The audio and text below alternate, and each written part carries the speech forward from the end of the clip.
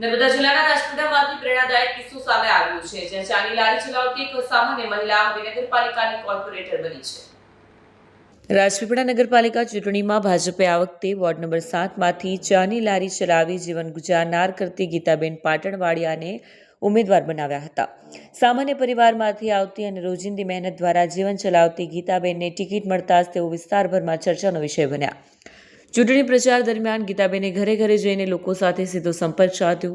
તેમની સાદગી અને લોકો સાથેના લાગણીસભર સંબંધને કારણે મતદારોમાં તેમને સારો પ્રતિસાદ મળ્યો। પરિણામ જાહેર થતાં ગીતાબેન પાટણવાડિયા વિજેતા જાહેર થયા। જીત બાદ ગીતાબેને જણાવ્યું કે આ જીત સમગ્ર વિસ્તારના લોકોની છે। તેઓ પોતાના રોજગાર તરીકે ચાની લારી ચાલુ રાખશે અને એ જ સ્થળને નાનું કાર્યાલય બનાવી લોકોની સમસ્યાઓ સાંભળી તેના ઉકેલ માટે કામ કરશે। સ્થાનિક સમર્થકો મુજબ ગીતાબેન લાંબા સમયથી મહેનત કરી પોતાના પરિવારનું ભરણ પોષણ કરતા આવ્યા છે અને હવે તેઓ વોર્ડના વિકાસ માટે પણ સમર્પિત રીતે કામ કરશે તેવી આશા વ્યક્ત કરી છે। હું ગીતાબેન પિયુષભાઈ પાટણવાડિયા, વોર્ડ નંબર 7, એમનો ભવ્ય વિજય થાય છે અને જે મને અમારા એમાંથી મને આટલું બધું સન્માન સાથે જીતાડી છે તેમને આમાં ખૂબ ખૂબ આભાર માનું છું ને સર્વ એ લોકોને હું આભારથી એ કરું છું। પણ આજે મને નગરપાલિકાના એની લગેટ મને પહોંચાડી દીધી, કોર્પોરેટર બનાવી દીધી, તેના માટે હું એમનો ખૂબ ખૂબ આભાર માનું છું। જે લોકોના રસ્તા છે, લાઇટ, વીજળી, કોઈ પણ પ્રશ્ન હોય તો હું એમને સોલ્વ કરી નાખીશ। ગીતાબેન પિયુષભાઈ પાટણવાડિયા।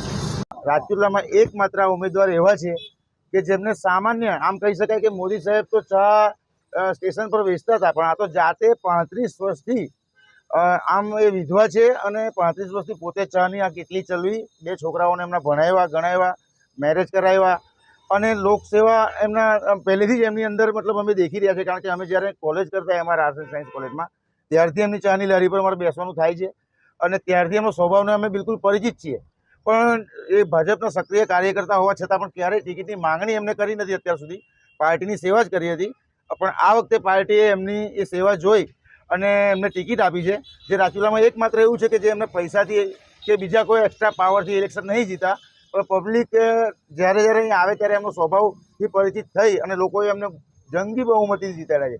એવું કહેવાય કે આ ઓબીસી સીટ એમની હતી, એ ઓબીસી સીટમાં સૌથી હાઈએસ્ટ 3 ઉમેદવારોમાં સૌથી હાઈએસ્ટ મત એમને મળેલા છે અને અત્યાર સુધી અમને વિશ્વાસ એમની માટે એવો છે, કારણ કે અમે આટલા વર્ષોથી ઓળખીએ છીએ, લગભગ 2005થી ઓળખું છું, 20 વર્ષથી તો હું જ એમને ઓળખું છું।